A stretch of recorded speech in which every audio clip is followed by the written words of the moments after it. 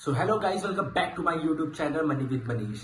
तो आज हम डिस्कस करने वाले हैं कि आज हम बेसिकली डिस्कस करने वाले हैं कि मार्केट एनालिसिस, कि कल के लिए मार्केट एनालिसिस क्या होगी, क्या क्या आपको मोमेंटम आ सकता है। ये सिर्फ मैं स्कैल्पिंग और ट्रेडिंग वालों की बात करता हूँ, इंटरडे वालों की, स्विंग ट्रेडिंग वालों की। तो फिर क्या हो सकता है मार्केट में कल, और वो चार्ट कहाँ से अप ट्रेंड होगा, डाउन ट्रेंड होगा, साइडवेज होगा। तो बेसिकली हम वो सब आज डिस्कस करने वाले हैं। और कल शायद से आरबीआई अपना मॉनेटरी वो भी निकालने वाली है, मॉनेटरी पॉलिसी भी निकालने वाली है कि कितना हम मॉनेटरी पॉलिसी को कितना वो करें, कितना कम करें और कितना ज़्यादा करें। जितना कम बेसिकली होता है मॉनेटरी पॉलिसी में कि जितना कम मॉनेटरी पॉलिसी होगी उतना बैंक आपको सस्ते में लोन दे पाएगी। जितनी ज़्यादा मॉनेटरी पॉलिसी जितनी ज़्यादा होगी उतना महंगा आपको लोन मिलेगा। बेसिकली वो होता है, अगर ये कम हुआ तो इसका मतलब अच्छा हुआ तो मार्केट ही पॉजिटिवली रिएक्ट करेगी। अगर ये ज़्यादा हुआ तो फिर मार्केट नेगेटिवली रिएक्ट कर सकता है। तो वो तो कल 12 बजे पता चलेगा। तो उससे पहले आप कैसे प्लान कर सकते हो तो उसके ऊपर डिस्कस करते हैं। तो मैं सीधा आपको चार्ट में ले चलता हूँ। पहले मैं लाइव को स्क्रीन रिकॉर्डिंग करनी आती ना, तो बेसिकली स्क्रीन रिकॉर्डिंग ऑन करता है।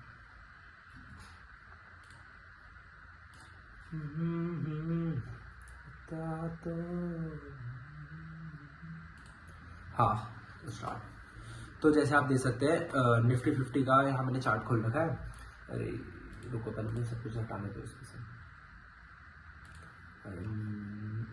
तो मैंने आज स्कैल्पिंग करी थी, तो उसके लिए मैंने ये उसके लिए मैंने चार्ट में ड्रॉ करा था कहाँ। तो अगर मैं एक दिन पहले लॉन्ग टर्म, पहले मतलब ज़्यादा बड़े टाइम फ्रेम में देखते हैं चार्ट कैसा हो रहा है, कैसा मार्केट बिहेव कर रहा है। बड़े टाइम फ्रेम पे ईएमए का रिजेक्शन हो रहा है और ये थोड़ा डाउनवर्ड है, डाउन साइड है। ठीक है, देखो ईएमए क्या होता है, ये दो ईएमए क्या है, ये डायनामिक रेजिस्टेंस है। तो मतलब एक होता है स्टैटिक, एक होता है डायनामिक। ठीक है, ये हो गया स्टैटिक, ये जैसे ये हो गया स्टैटिक रेजिस्टेंस और सपोर्ट, ये हो गया डायनामिक। ठीक है, ये दोनों डायनामिक मतलब ये चेंज होता रहता है, आप समझिए। तो जब भी इसके पास आएगा तो ये एज ए सपोर्ट का काम करेगा। ठीक है, तो जब भी देखना आप ईएमए में, जब भी आप EM 15 ये बेसिकली 9 में 15 में 9 में ब्लू वाला है और 15 में रेड वाला। ठीक है, अब जब भी देखना, जब भी मार्केट ये ईएमए को क्रॉस करके एक ईएमए 30 डिग्री का एंगल बनाता है, जैसे मतलब ऐसा ईएमए को क्रॉस करके 30 डिग्री का एंगल बनाता है, तो वो एक हाई प्रोबेबिलिटी है कि अप ट्रेंड में आने के लिए। जैसे कि आप और बिग बार कैंडल के साथ, ठीक है, जैसे कि जैसे एक अच्छा बिग बार करने वाला और अगले दिन अप साइड और ईएमए के ऊपर, जितना देरी ईएमए के ऊपर रहेगा उतना अप ट्रेंड या उतने अच्छे मूव आपको पॉजिटिव दिखेंगे। जितना ये ईएमए के नीचे रहेगा और उतने डाउन ट्रेंड और डाउन मूव आपको कैप्चर करने के मिलेंगे। जैसे इसमें देखो अप ट्रेंड में देखो, और जब भी ईएमए के ऊपर आए, जब भी ये ईएमए को टच करे, ये 15 ईएमए 20 ईएमए के, जैसे ये 50 ईएमए 20 ईएमए को रिजेक्शन लेके ये कैंडल में आ रहा है, ये वाला को बता रहा हूँ मैं। ये देखो 15 ईएमए 20 ईएमए को रिजेक्ट करते हुए ये वाला कैंडल में आ रहा है, ये ऐसा, ये देखो ये वाला। तो बेसिकली वो क्या हो रहा है, अपने रजिस्टर और सपोर्ट को रिस्पेक्ट कर रहा है। ठीक है, तो बेसिकली वो 9 और 15 ईएमए को, यह समझ लो कि 9 और 15 ईएमए को रिस्पेक्ट करके, तो वहाँ से जो बायर्स है उसको नीचे नहीं आने दे रहे हैं। तो जब नीचे नहीं जाने दे रहे हो तो यहाँ पर सेलर्स कम है और बायर्स ज़्यादा है, बायर्स उसको ऊपर लेना चाहते हैं। तो जैसे ये देखिए, जैसे इस रिजेक्शन के साथ एक अपनी कंट्रोल में आई है, फिर वैसे ही आपको पूरा अप ट्रेंड दिखा। ये देखो पूरा अप ट्रेंड है, पूरा अप ट्रेंड। ये तब होता है जब कोई, जैसे इसमें यहाँ पर ये जो इतनी बड़ी सेल ऑफ कैंडल आई ना, ये उस पर आया, ये साइसिस भी वो इलेक्शन का टाइम था, तब ऐसी कैंडल आई। तो बेसिकली ऐसी कैंडल बनती नहीं है, जब कोई इवेंट होता है तभी बनती है ऐसी कैंडल। क्योंकि देखो ये कितना मूव आया, मैं आपको बताता हूँ। एक ही कैंडल में 2000 एक ही कैंडल में 2000 का मूव आया है। बेसिकली ऐसा होता नहीं है, ऐसा न्यूज़ बेस के थ्रू ही होता है ऐसा। तो जो मैं समझा था आपको, तो ये था कि रिजेक्शन लेके इसने बनाया कैंडल 20 ईएमए को रिस्पेक्ट दिया, और फिर सीधे अप ट्रेंड सीधे। अब अगर यहाँ पर आप वो लेते हैं, यहाँ पर स्टॉप लॉस लगाते हैं इसके नीचे और सीधे सीधे अप ट्रेंड। तो बेसिकली ये डायनेमिक सपोर्ट का काम करता है EMA, ठीक है, 15 और 20 EMA। और वैसे आप सेल ऑफ कैंडल भी देख लो, सेल ऑफ आपको ऐसे समझ आएगा, 15 मिनट के अंदर में समझ आएगा।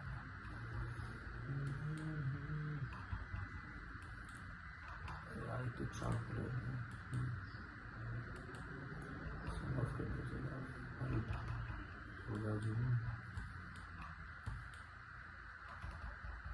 ये देखो सेल ऑफ कैंडल, मैं इसकी बात कर रहा हूँ।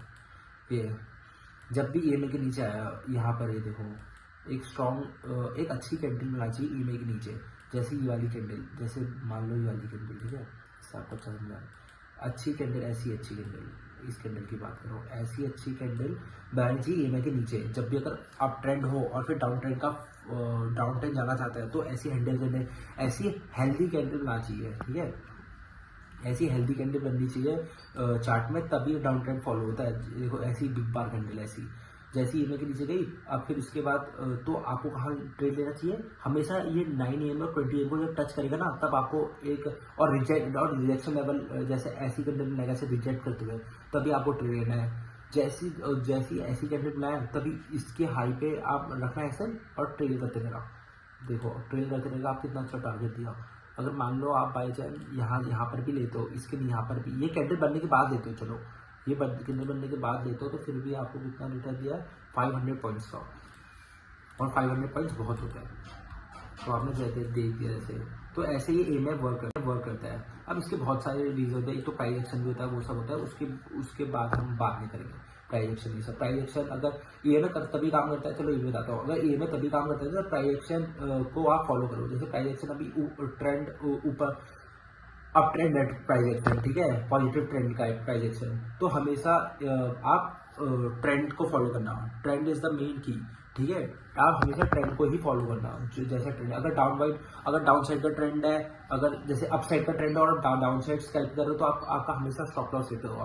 तो EMA तभी काम करता है ट्रेंड के हिसाब से। अगर ट्रेंड अपवर्ड है, तो जब भी EMA के ऊपर कोई कैंडल बनती है, जब भी डाउन साइड बनती है, आप ट्रेड मत लेना। जब भी कैंडल के ऊपर बनती है ना, EMA के ऊपर कैंडल पॉजिटिव, जैसे ऐसी, तभी आप ट्रेड लेना। 15 मिनट के ऊपर मनी पॉजिटिव, इंटरडे की बात कर रहा हूँ, ठीक है। इंटरडे वालों को तो हमेशा 15 मिनट का ही लेना पड़ेगा, 15 मिनट की कैंडल लेनी चाहिए, और एक स्ट्रॉन्ग 20 और 9 EMA को रिजेक्ट करते हुए बननी चाहिए। जैसे ये 15 EMA के ऊपर बनी है, एकदम 9 और 20 EMA को रिजेक्ट करते हुए एकदम ऐसी बिग बार, हेल्दी बिग बार, इसे कहते हैं, जिसमें बहुत कम वीक होता है ना। वीक क्या हुआ, ये रुको बता रहा हूँ मैं, वीक क्या होता है, वीक क्या हुआ, ये इसे कहते हैं वीक ऐसी, जो ऐसी कंडीशन में आती है ना, ऐसे इसे कहते हैं वीक। इसके ऊपर को वीक दोनों साइड हो सकती है, ऐसे वीक, ये ऐसे ऊपर अप साइड भी वीक हो सकती है, नीचे भी वीक हो सकती है।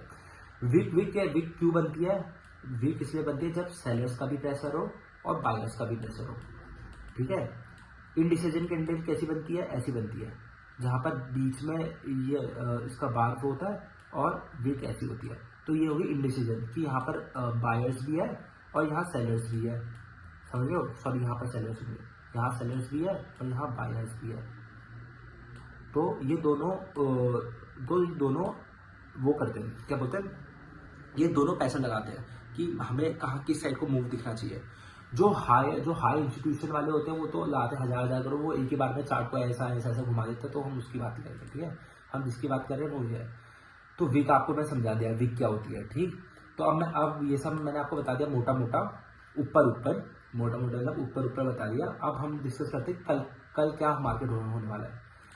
देखो जहां तक मुझे लग रहा है, शुरू के 12 बजे तक, ठीक है, शुरू के 9 से 12 बजे तक कुछ ज़्यादा खास मूवमेंट नहीं आएगा, ठीक, क्योंकि यहाँ रिजेक्शन होगा, फिर रिजेक्शन के बाद ये भी सपोर्ट है, ये भी सपोर्ट है, और प्लस OI डाटा देखना, तो OI डाटा में 23,616 पे बहुत अच्छा OI जनरेट हुआ है कॉल साइड। मतलब इसमें उल्टा नहीं बनता है, कॉल साइड होगा तो जो बड़े प्लेयर है वो मार्केट गिराना चाहते हैं। कॉल साइड अगर ज़्यादा डाटा होगा, अगर पुट साइड ज़्यादा डाटा होगा, तो इसका मतलब बड़े प्लेयर उसको ऊपर ले जाना चाहते हैं, मतलब ट्रेंड को ऊपर, पॉजिटिव ट्रेंड, मतलब अपवर्ड ट्रेंड ले जाना चाहता है, ये समझना, ठीक है। तो OI डाटा बेसिकली यहाँ पर भी ज़्यादा है और यहाँ पर भी ज़्यादा है।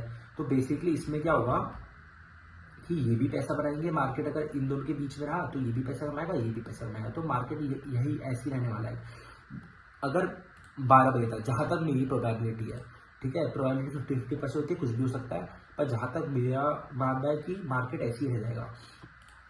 बताता हूँ मैं कैसा रहेगा, मार्केट इसके ऊपर ही रह जाएगा 12 बजे तक, क्योंकि 12 बजे के बाद ही बेसिकली ज़्यादा लोग ट्रेड करेंगे ना, बेसिकली मेरा मानना है, ठीक है। अब कुछ भी हो सकता है उसके उसमें, तो मैं आपको बना देता हूँ लेवल्स, ठीक है। देखो अब मेरा जो मानना है मार्केट कहाँ रह सकता है। मार्केट यहाँ शुरू में 12 बजे तक, जब तक न्यूज़ नहीं आती रेपो रेट जो कह रहा हूँ, मॉनेटरी पॉलिसी, जहाँ मैंने रेपो रेट बोला होगा तो उसमें मैं, तो वो समझ लेना वो मॉनेटरी पॉलिसी की बात कर रहा हूँ, ठीक है। बस मैंने एक जगह ही बोला है, ज़्यादा जगह नहीं बोला। तो मॉनेटरी पॉलिसी में जब तक मॉनेटरी पॉलिसी 12 बजे तक नहीं आएगी, तब तक 12 बजे के बाद ही मॉनेटरी पॉलिसी आएगी, तब तक ये मार्केट ऐसे ही होने वाला है, ऊपर नीचे साइड इसको साइड करते हुए। क्या पता मार्केट यहाँ से लेकर फिर ऊपर चले जाए, ऐसे भी हो सकता है। जैसे मान लो कि तो आप ये लेवल को फोकस करना, ये वाले लेवल को 23,560 ये लेवल को, ठीक है। अगर इसके नीचे गया तो मार्केट यहाँ तक आ सकता है 23,446 के, ठीक। अगर ये पॉजिटिव रहा 12 बजे तक, अगर 12 बजे यहाँ पर कैंडल क्लोज हो गई, ठीक है, और रेपो रेट पॉजिटिव रहा कि कम हो गया रेपो रेट, तो ये कैंडल सीधे यहाँ तक भी आ सकती है। मतलब कैंडल नहीं, मतलब ट्रेंड यहाँ तक भी आ सकता है। कैंडल ऐसे करके प्राइस एक्शन बन के यहाँ पर फिर साइडवेज हो जाएगा, ऐसा भी हो सकता है, ठीक है। तो कल का ट्रेड मैंने आपको बता दिया कि कैसा रहेगा। इसके और इसको ये रिस्पेक्ट करेगा, मतलब बेसिकली 12 बजे तक ऐसे मूव होते रहेगा ऐसे। अगर कल सुबह अगर ये डाउन साइड यहाँ पर खुल जाता है, तो फिर ये पहले ऊपर जाएगा, फिर नीचे यहाँ तक, फिर यहाँ पर ऐसे साइडवेज, ऐसा भी हो सकता है। अगर कल डाउन साइड खुला, अगर अप साइड खुला तो यहाँ पर आपका एक रेजिस्टेंस है। अप साइड खुला ज़्यादा यहाँ तक खुलेगा, फिर यहाँ से फिर थोड़ा नीचे जाएगा, फिर यहाँ पर ही अप डाउन करेगा ही नीचे, अगर अप साइड खुला यहाँ पर खुला तो, ठीक है। ये मैंने बता दिया। तो बेसिकली ये रहने वाला है। और अगर यहाँ पर साइडवेज रहा और रेपो रेट कम नहीं हुआ, रेपो रेट सर्टेन लेवल पे रहा, तो ये बेसिकली मतलब अनचेंज हुआ। जैसे मान लो एज्यूम करो 6.1 है, तो 6.1 ही रहा, तो ये ऐसी साइडवेज रह जाएगा। थोड़ा बहुत यहाँ से ऐसे थोड़ा सेलर्स को ट्रैप करेगा, फिर ऊपर चले जाएगा, फिर ऐसे रह जाएगा, ठीक है। और अगर नेगेटिव खुला तो ये इसको ब्रेक करके यहाँ पर फिर नीचे आके यहाँ पर साइडवेज रह जाएगा, ठीक है। मैंने बता दिया, एक और बार बता देता हूँ। यहाँ का जो अगर नेगेटिव रहा, सॉरी यार क्या बन जाता है मेरे से, अगर नेगेटिव रहा, ठीक है, अगर नेगेटिव रहा तो यहाँ इसको ब्रेक करेगा, फिर यहाँ तक आने की ट्राई करेगा। 15 मिनट की बात, 15 मिनट के टाइम फ्रेम की बात करो तो यहाँ तक आने की ट्राई करेगा। यहाँ पर जैसे आ जाएगा, फिर साइडवेज आ जाएगा, फिर यहाँ से नीचे इसको थोड़ा टाइम लगेगा इसको तोड़ने में, ठीक है। फिर अगले दिन या थोड़ा 2-4 दिन ये गैप फिल तो पक्का करेगा, पर टाइम लगेगा, क्योंकि हर बार जब भी गैप बनता है तो गैप फिल होता ही होता है, तो इसमें टाइम है। तो कल क्या हुआ, अगर पॉजिटिव खुला तो अगर एक पॉजिटिव खुला तो यहाँ पर आएगा, फिर यहाँ पर साइडवेज। अगर नेगेटिव खुला तो यहाँ पर अगर यहाँ आने की कोशिश करेगा, अपने पहले ऊपर जाएगा, फिर नीचे आने की कोशिश करेगा, फिर यहाँ पर साइडवेज आ जाएगा, ठीक है। और अगर रेपो रेट पॉजिटिव रहा तो फिर अगर ये यहाँ पर ही साइडवेज मूव कर रहा हुआ तो इसको ब्रेकआउट करके ऊपर जाने की कोशिश करेगा, एटलीस्ट अपने इस रेजिस्टेंस लेवल को 23,785 के लेवल को, ठीक है। तो अगर न्यूज़ खराब रहती है, तो इसको ब्रेक करके, अगर यहाँ पर साइडवेज रहता है फिर इसको ब्रेक करके यहाँ तक आने की कोशिश करेगा 23,430 के लेवल को, ठीक। और अगर मॉनेटरी पॉलिसी चेंज नहीं होती है, सेम की सेम रहती है जैसे पहले थी, तो यहीं की साइडवेज रह जाएगा मार्केट, ठीक है। तो बेसिकली यही था जो कल का मार्केट एनालिसिस की जो मैं बात कर रहा था। और जैसा मैंने आपको बता दिया है कहाँ सपोर्ट रहने वाला है, कहाँ रेजिस्टेंस रहने वाला है। ये हमारा रेजिस्टेंस रहने वाला है, ये हमारा रेजिस्टेंस रहने वाला है, ये हमारा सपोर्ट रहने वाला है, ये वाला सपोर्ट रहने वाला है। रेजिस्टेंस रहने वाला है 23,780, फिर उसके बाद रेजिस्टेंस रहने वाला है 23,644, और फिर सपोर्ट रहने वाला है हमारा 23,562 और फिर दूसरा सपोर्ट रहने वाला है 23,430 का सपोर्ट। फिर उसके बाद जो लास्ट सपोर्ट रहने वाला है हमारा 23,327। अगर इसको भी ब्रेक कर दिया कल के उसमें तो बहुत बड़ा सेल ऑफ दिखेगा, पर मुझे बेसिकली लगता नहीं है कि इसको ब्रेक करेगा। तो यही था मेरा आज का वीडियो। अगर आपको वीडियो पसंद आई होगी please hit the like button और also subscribe my YouTube channel. Thank you.